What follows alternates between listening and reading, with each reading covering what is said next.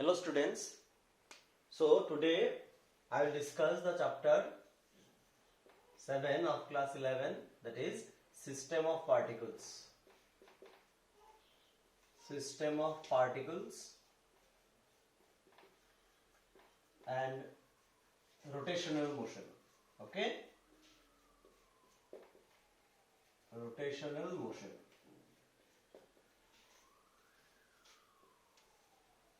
So this chapter contains lots of concept. So you try to understand every concept. Okay. And the first topic is, let us understand what is rigid body. What is rigid body? Now rigid body means what? The body which undergoes no change in shape. Okay. Under an external force, or you can say simply the distance between any two particles of the body remain unchanged under some external forces, then that body is called what? Rigid body. Okay, just consider any body here. Suppose this is a body. If we apply an external force on the body, then the distance between every particle, the distance between any two particles, that distance does not change due to application of this force. Then this body is called what? Rigid body. It conserves its shape. Okay? It conserves its shape under any external forces. That body is called what? Rigid body. Okay? Now let me discuss about the types of motion of rigid body. Types of motion of rigid body. Types of motion of rigid body.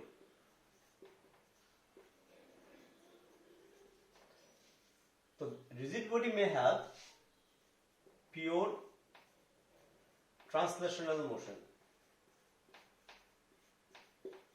Pure translational motion. Secondly, pure rotational motion, and third is rolling motion. Okay, so rigid body may have these three types of motion: pure translational motion, pure rotational motion, and rolling motion. Okay, now let me discuss the first one, that is pure translational motion.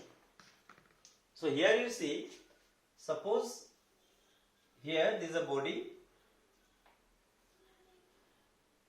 This is a body. Now suppose this body is moving with a velocity v, okay, over this horizontal surface. Now this body consists of what? Several particles. Now in pure translational motion, what happens?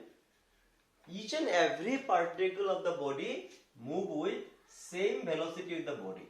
So here you see, suppose you are considering two particles here. This is a particle, this is particle. Now this body is moving with the velocity of what? V. Then these two particles also have same velocity with the body. Then this body is called what? Pure translational motion. Means every particle of the body move with same velocity of the body. Then it is called what? Pure translational motion. Okay. So here every particles of the body have same velocity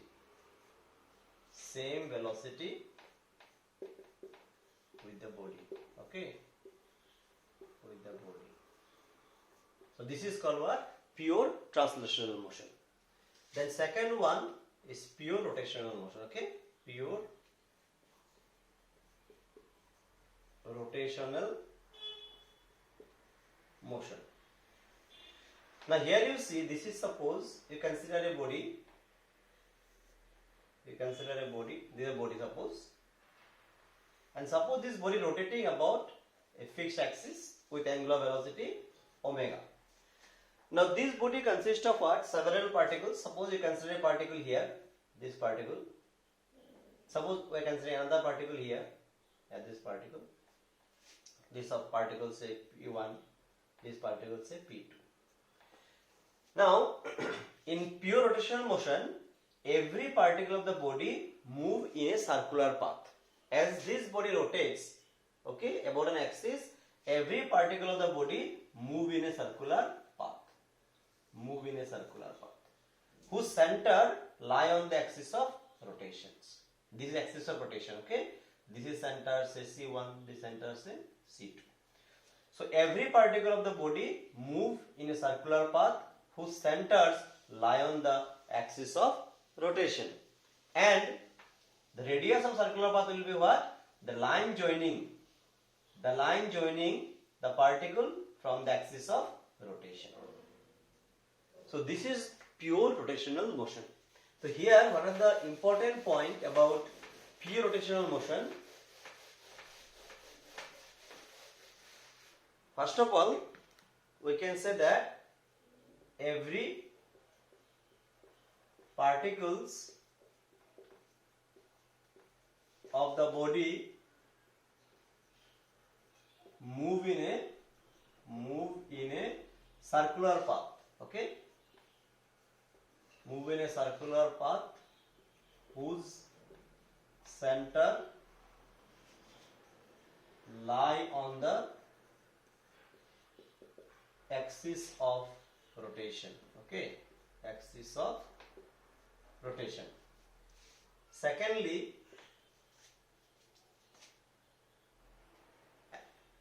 the angular velocity of every particle will be same with the angular velocity of the body, okay. Every particle are rotating with same angular velocity with the body.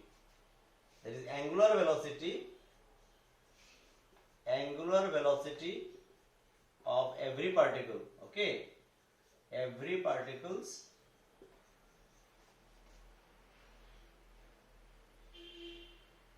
are same with their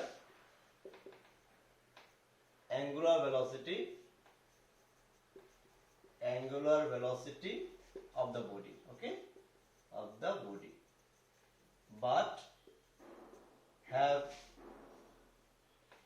different linear velocity. This is important point, linear velocity. Now why? So in second point you see, in second point it is angular velocity of every particles are same with the angular velocity of the body, because here the body is rotating with angular velocity omega. Every particle will have same angular velocity but have different linear velocity. Linear velocity will be different. Why linear velocity is different?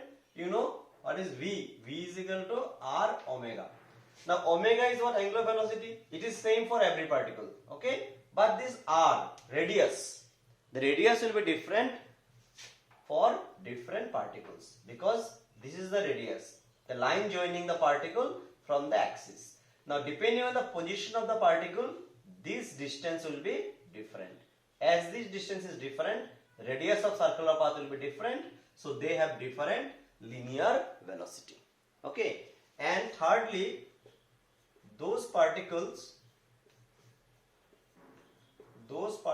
lie on the axis of rotation, okay. Axis of rotation have zero linear velocity, okay. Now those particles lie on the axis of rotation have zero linear velocity. Why they have zero linear velocity? Because here you see V is equal to R omega. Now those which are lying on the axis, the R is 0. R0 means what? V is 0. V is 0. Because here R is what? 0. So these are main 3 points about pure rotational motion. That is, every particle of the body move in a circular path whose center lie on the axis of rotation. Secondly, angular velocity of every particle are same with the angular velocity of the body but have different linear velocity. And thirdly, those particles lie on the axis of rotation have zero linear velocity, okay. So this is pure rotational motion, okay.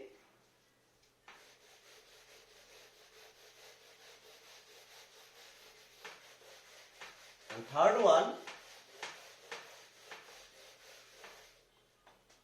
one is rolling motion. Okay, rolling motion. Now rolling means what? It is the combination of both translational and rotational motion. Just for example, so here you see, suppose you consider a sphere, a spherical body is rolling on the surface with angular velocity omega, as well as it rotates and advances in forward direction horizontally. So here this is linear velocity, suppose v. Now here you see it executes both motion because it rotates as well as it moves linearly. So it is simply, you can say, it is the combination of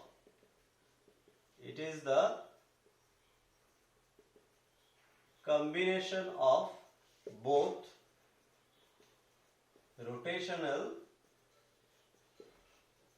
and translational motion. Okay, translational motion.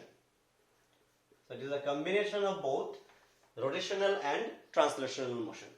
Now here you see, suppose this is sphere of radius r. Now here you see, this is the center of mass. Okay, center. This center of mass, velocity of this center, it will be what? V is equal to what? R into omega. So omega is angular velocity here, and r is this is the distance r. So the velocity of this point, center of mass, it is V is equal to R omega. Now if we consider this particle lying at the bottom here, so this particle will have velocity what? This particle will velocity what? V will be what? It is 0. Now why it is 0 here? The R, distance R is 0. So R is 0 here. So that's why velocity of this point is 0. And if we consider this point here, topmost point, this point have velocity, V will be what? V is equal to R. This distance you see, this is 2R. This is 2R. So this will be what? 2R omega. Or simply you can say 2VCM. So what we have seen in rolling motion, what happens as we go from bottom to top, the velocity what? Increases. At the bottom, velocity is 0. At the top, velocity is maximum. So this point you have to remember that as we go from bottom to top, the velocity of rolling body